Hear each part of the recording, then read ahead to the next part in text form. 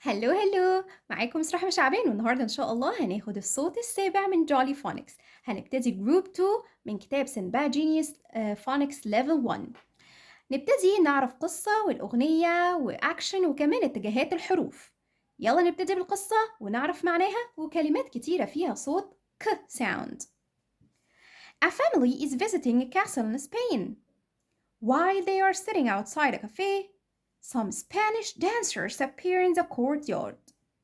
The ladies wear brightly colored dresses and click consonants going k, k, k. تعالوا نعرف معنى القصة. A family is visiting a castle in Spain. عيلة كانت بتزور قلعة في أسبانيا. ولما كانوا قاعدين خارج كافيه بعض الراقصات الأسبانيات ظهروا خارج القلعة. الستات دي كانوا لابسين ألوان ملونة كده، وكانوا بيعملوا أصوات ك ك ك بالأدوات اللي معاهم دي. طيب تعالوا نعرف الكلمات اللي في القصة أو في الصورة. أنا هنا عندي كلمات كتيرة فيها صوت ك ك ك. إيه هما؟ click click click clock clock cat cat. طب يعني إيه clock؟ أهي ساعة. cat kitten قطط صغيرة، إنما cat قطة كبيرة. طيب الكلمات دي ليه كتبت بالسي وليه كتبت بالسي كي وليه كتبت بالكي؟ نعرف نفرق ازاي. كنت شرحتهم في حلقة قبل كده او في درس قبل كده. هسيب لكم الحلقة تحت الفيديو ده. تعالوا بقى نشوف الأغنية. We are clicking castanets. We are clicking castanets. We are clicking castanets, clicking castanets. We are clicking castanets.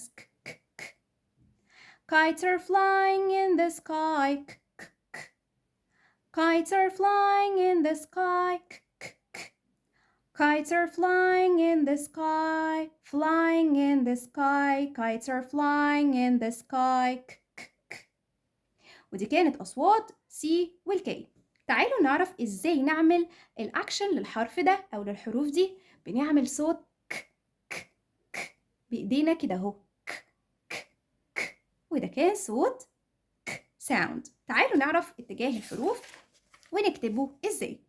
هنبتدي ب writing letter C. تعالوا نشوف letter C. علشان اكتبه لازم اعمل curve كبير، a big curve. اهو ببتدي منين؟ من right to left then to right again. This is capital C. Again a big curve between the three lines. بين الثلاث سطور اهو curve. اديني ماشية على الشرط دي اهو. a big curve ما بين الثلاث سطور. طيب how to write small c؟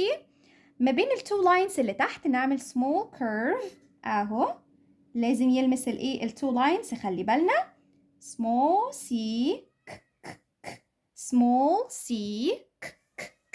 طيب ده كده حرف ال C. ايه الكلمات اللي فيها ك sound وبتبتدي بال C؟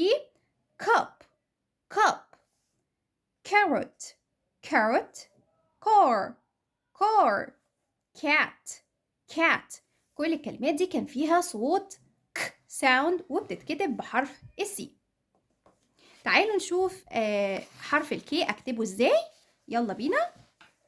هنبتدي الاول بستاندينج لاين. طيب كابيتال كي ابتدي بستاندينج لاين. عندي ما بين الثري لاينز سواء كابيتال او سمول. الستاندينج لاين بيلمس الثلاث سطور. بصوا في الكابيتال والسمول الستاندينج لاين بتاعتهم قد بعض. ادي كابيتال كي وبعدين اعمل slanting right slanting line ومن نصه كده اعمل ايه اهو slanting line تاني. again standing line slanting line another slanting line. طيب small k نفس طول capital K، هو نفس الطول standing line standing line. طيب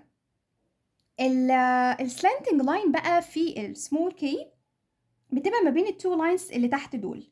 هنعمل كده ادي اهو slanting line another slanting line. Again, standing line بطول الثلاث سطور. Standing line, slanting line, another slanting line between the two lines. يبقى كده عرفنا ازاي كمان نكتب letter K. تعالوا نعرف كلمات فيه. يلا بينا. kitten, kitten, king, king, kite, kite, key, key. كده النهارده عرفنا ايه صوت الكي وصوت السي.